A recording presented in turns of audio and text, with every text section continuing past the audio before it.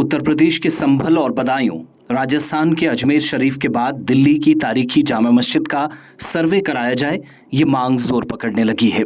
दरअसल हिंदू सेना के कौमी सदर विष्णु गुप्ता ने archaeological survey of India (ASI) के डायरेक्टर जनरल को एक खत लिखा है, जिसमें दिल्ली की तारीखी जामा मस्जिद का तफसीली सर्वे कराने की दरख्वास्त की है। गुप्ता का दावा है कि ये मस्जिद, जो मुगल बादशाह शाहजहां ने 1644 से 1656 के दरमियान तामीर करवाई, जोधपुर और उदयपुर के मंदिरों के खंडरात पर बनाई गई थी, जिन्हें उनके मुताबिक औरंगजेब ने मुबैना तौर पर तबाह किया था। खत में इल्जाम लगाया गया कि हिंदू देवी देवताओं की मूर्तियां मस्जिद की तामीर में इस्तेमाल की गई और कुछ मूर्तियां मस्जिद की सीढ़ियों के नीचे दफन की गई ताकि हिंदू जज्बात को ठेस पहुंचाई जा सके।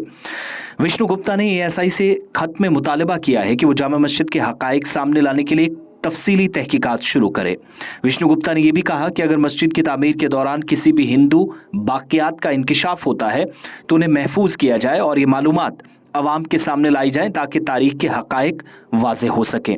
हिंदू सेना के कौमी सदर विष्णु गुप्ता या फिर मुख्तलिफ हिस्सों के अंदर सरगर्म गुप्ता ने जामिया मस्जिद, जिसे मस्जिद जहानुमा भी कहा जाता है, भारत की सबसे बड़ी मस्जिद तो बताया, लेकिन उनके मुताबिक मुगल फन्ने तामीर का शाहकार हिंदू मनादिर को तोड़कर तामीर की गई है। ये सुर्ख पत्थर और सफ़ेद संगे मरमर से बनी मस्जिद है और एक वक्त में 25,000 अफराद के नमाज पढ़ने की गुंजाइश भी जामा मस्जिद दिल्ली में है, जिसका सर्वे कराने की मांग इस खत के जरिए हिंदू सेना की जानिब से की गई है। ये मुतालबा एक ऐसे वक्त में आया है जब भारत के कई दूसरे मजहबी मकामात पर तनाज़ात जारी हैं, जहाँ मनादिर को या मंदिरों को मसाजिद में तब्दील करने के इल्ज़ामात लगाए जा रहे हैं। ज्ञानवापी मस्जिद वाराणसी और शाही मस्जिद ईदगाह मथुरा जैसे मकामात पर भी इस नौयत के दावे सामने आए हैं। भारत में इबादत गाहों के मजहबी तशक्कुस को बरकरार रखने के लिए साल 1991 का कानून मौजूद है, जो 15 अगस्त 1947 की हैसियत को कानूनी तौर महफूज रखता है, लेकिन इस कानून को कई मुकदमात में चैलेंज का सामना है, जहां इस पर सुप्रीम कोर्ट में समाअत भी हुई है। ASI की जानिब से इस दरख्वास्त पर अगरचे कोई तबसरा नहीं किया गया है, लेकिन इनके फैसले के मुमकिन असरात भारत भर में ऐसे तनाज़ात पर गहरे असर डाल सकते हैं। यह ऐसा पहला मौका नहीं है। इससे पहले ज्ञानवापी मस्जिद वाराणसी उत्तर प्रदेश, शाही ईदगाह मस्जिद मथुरा जैसे मकामात इस नौयत के दावे जहां सामने आए, इसके अलावा बदायूं